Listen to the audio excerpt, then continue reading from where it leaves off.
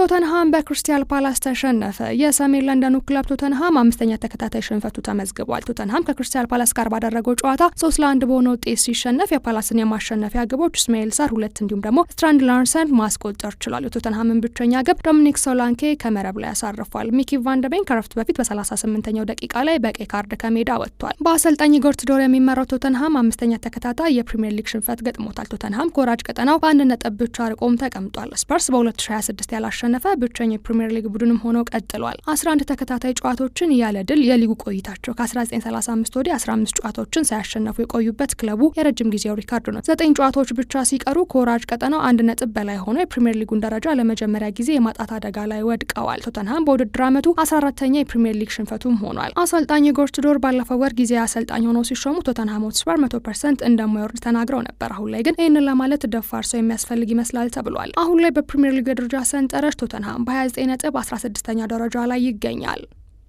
አሰልጣኝ ሚኬል አርቴታ የለንደን እግር ኳስ ሽልማት የዓመቱ ምርጥ አሰልጣኝ ሆኖ ተመርጧል። የአርሰናል ዋና አሰልጣኝ ሚኬል አርቴታ በለንደን የእግር ኳስ ሽልማት የዓመቱ ምርጥ አሰልጣኝ ሆኖ ተመርጧል። ይህም አርሰናልን በአስደናቂ ውድድር ዘመን በመምራት ላሳየው ድንቅ ስራ እውቅና ሰጥቷል። የሰሜን ለንደኑ ክለብ አርሰናል በአርቴታ ስር በአሁኑ ጊዜ በፕሪሚየር ሊግ የደረጃ ሰንጠረዥ አናት ላይ ተቀምጧል። ከተከታዩ ማንቸስተር ሲቲም በ7 ነጥብ ርቆ ይገኛል። መድፈኞቹ በቻምፒየንስ ሊግ በመሳተፍ 8ቱን ጨዋታ በማሸነፍ ከባየር ሌቨርኩሰን ጋር በጥሎ ማለፍ ጨዋታ ላይ ደርሷል። በሀገር ውስጥ ውድድርም በካራቦ ካፕ አርሰናል በግማሽ ፍጻሜው ቼልሲን በማሸነፍ ከማንቸስተር ሲቲ ጋር ለመጫወትም ተዘጋጅቷል። እንዲሁም አሁንም በኤፍኤ ካፕ ላይ ንቁ ተሳትፎ በማድረግ ከማንስፊልድ ታውን ጋር ለአምስተኛው ዙር ጨዋታ እየተዘጋጀ ይገኛል። በተያያዘ መረጃ ዴክላን ራይስ የለንደን እግር ኳስ ሽልማትን በፕሪሚየር ሊጉ የዓመቱ ምርጥ ተጫዋችነትን አሸንፏል። የአርሰናል አማካኝ ዴክላን ራይስ በለንደን እግር ኳስ ሽልማት የፕሪሚየር ሊጉ የዓመቱ ምርጥ ተጫዋች ተብሎም ተመርጧል። ይህም የመድፈኞቹ ቁልፍ ኮከብ አስደናቂ ውድድር ዘመን እያሳለፈም ይገኛል። እንግሊዛዊው ተጫዋች ዴክላን ራይስ በአርሰናል የበላይነት የውድድር ዘመን ውስጥ ቁልፍ ሚናን ተጫውቷል። በሁሉም ውድድሮች ላይ በተከታታይ አስተዋጽኦ አበርክቷል። በዚህ ውድድር ዘመን በ40 ጨዋታዎች ላይ ተጫውቷል። 4 ጎሎችን በማስቆጠርና 9 አሲስቶችን በማድረግ ክለቡ በፕሪሚየር ሊግ በቻምፒየንስ ሊግና በሀገር ውስጥ ዋንጫዎች ላይ ያለውን ጠንካራ ብቃትን ማጠናክሮ ቀጥሏል።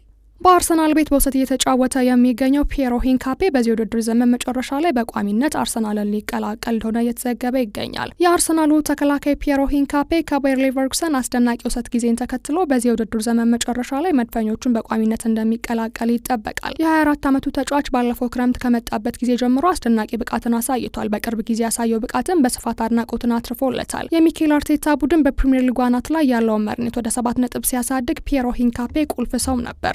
ደጋፊዎቹም አርሰናል ስምምነቱን ቋሚ እንዲያደርግ ሲጠይቁ ቆይተዋል። ይህ የሁል ጊዜ እቅድ ነው። የ45 ሚሊዮን ፓውንድ ዝውውር በውድድር ዘመኑ መጨረሻ ላይ እንደሚረጋገጥም ይጠበቃል።